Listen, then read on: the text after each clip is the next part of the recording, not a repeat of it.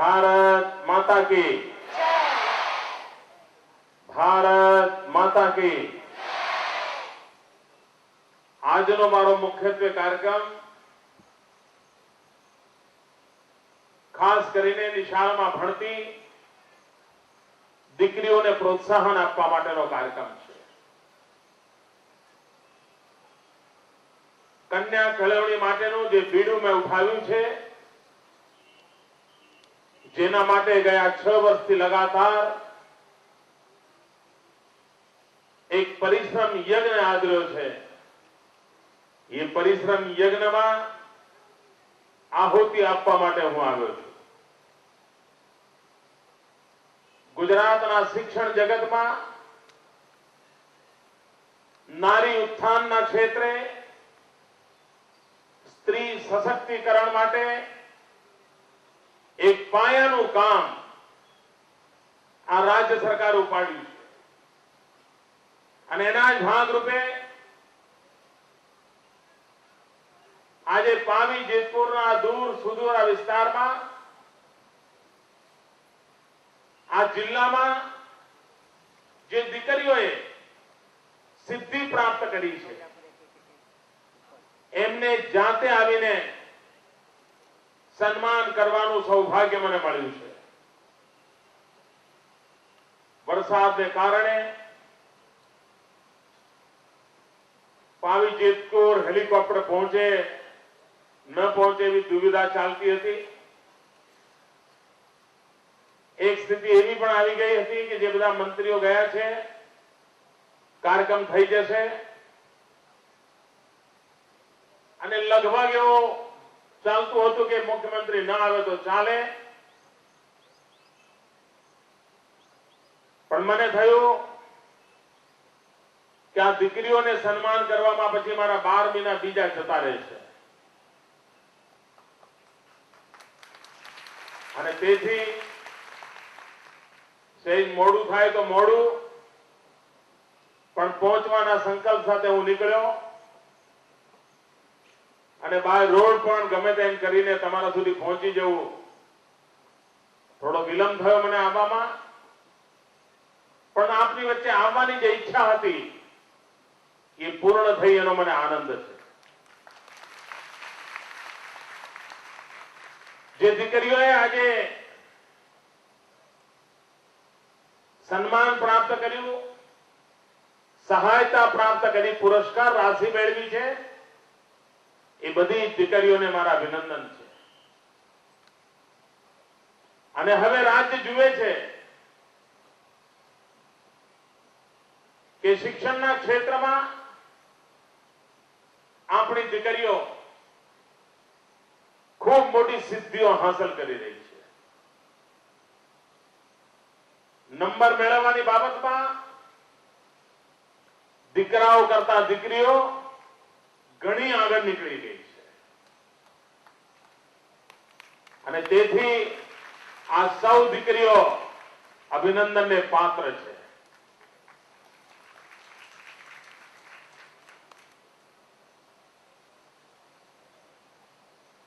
समाज जीवनનું ચક્ર સમાજની આંખે આખી શક્તિ ઊભી થાય એના પર નિર્ભર કરતું હોય છે। સમાજનો 50% વર્ગ માત્ર પુરુષ જ ગમે તેટલી પ્રગતિ કરે તો પણ ધારી ઝડપે વિકાસ ન થાય। ये धारी झड़पे विकास तो थाय अपनी स्त्री शक्ति, मातृशक्ति, अपनी दीकरीओ एमने पण विकास माटेनो अवसर मळे अने आ विकासना अवसरने प्राप्त करवो हशे तो एनी पायानी आवश्यकता छे शिक्षण अने एमांय पायानी आवश्यकता छे प्राथमिक शिक्षण। आ राज्य सरकारे एनुं अभियान उपाड्युं અને એના પરિણામ પણ મળ્યા છે। અને આજનો જે અવસર છે એ અંગત રીતે મને સંતોષ આપનારો અવસર છે, અંગત રીતે મને એક આનંદ આપનારો અવસર છે। કારણ આ જે અવસર છે રાજ્યની તિજોરીના પૈસે કરાતો અવસર નથી. આ એવો અવસર છે કે જેમાં સીધે સીધો મારો લાગણીઓનો નાતો જોડાયેલો છે.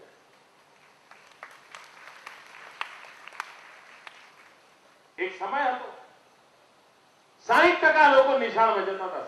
40% લોકો તો જતા જ નહોતા. અને જે જાય એમાંથી અડધા ઉઠી જતા હતા. આજે 100% લોકોને આપણે નિશાળે લઈ જઈએ છીએ. અને અડધા ઉઠી જતા હતા એમાંથી 100 માત્ર 2 ઉઠી જાય છે.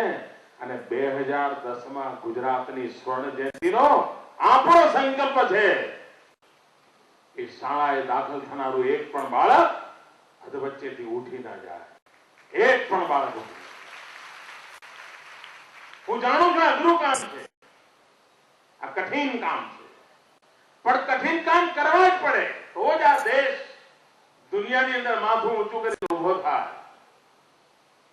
અને હિન્દુસ્તાનને દુનિયામાં માથું ઊંચું કરી ઉભો થવો છે તો ગુજરાતે બહુ મોટું બળ પૂરું પાડવું પડે. ગુજરાતની જવાબદારી છે અને જવાબદારીના ભાગરૂપે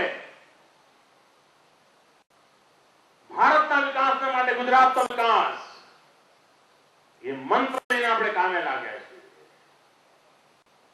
અને તેથી સમગ્ર દેશમાં ગુજરાતના વિકાસના જુદા જુદા પાસાઓની ચર્ચા થાય છે.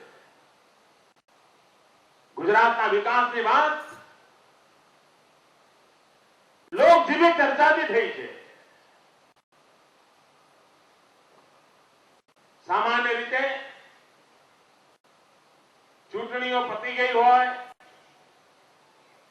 હમણાં ચૂંટણી પતી હોય, તમે આટલો મોટો જબરદસ્ત બહુમત આપ્યો હોય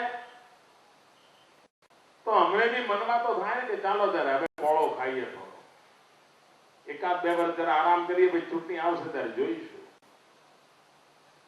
પણ આ સરકારને આરામ માટે ફુરસત નથી. ચૂંટાયાના બીજા દિવસથી આખી સરકારને કામે લગાડી છે. અટકવું જ નથી, રોકાવું જ નથી, દોડતા જ રહેવું છે અને આ ગુજરાતને નવી ઊંચાઈઓ પર લઈ જવું છે. મનમાં એક જીત છે, એક સંકલ્પ છે અને સંકલ્પની પૂર્તિ જનતા જનાર્દનની શક્તિ જોડીને થવાની છે. જનતા જનાર્દન ઈશ્વરનું રૂપ છે અને તેથી જ આ રાજ્ય સરકારે જનતા જનાર્દનને સર્વસત્તા તરીકે સ્વીકાર કર્યો છે અને સર્વસત્તાની નિષ્ણામાં વિકાસની યાત્રાને બળ આપવાનો પ્રયાસ કર્યો છે. 2010માં આપણા રાજ્યને 50 વર્ષ થાય છે. ગુજરાતની સ્વર્ણ જયંતિનો અવસર છે.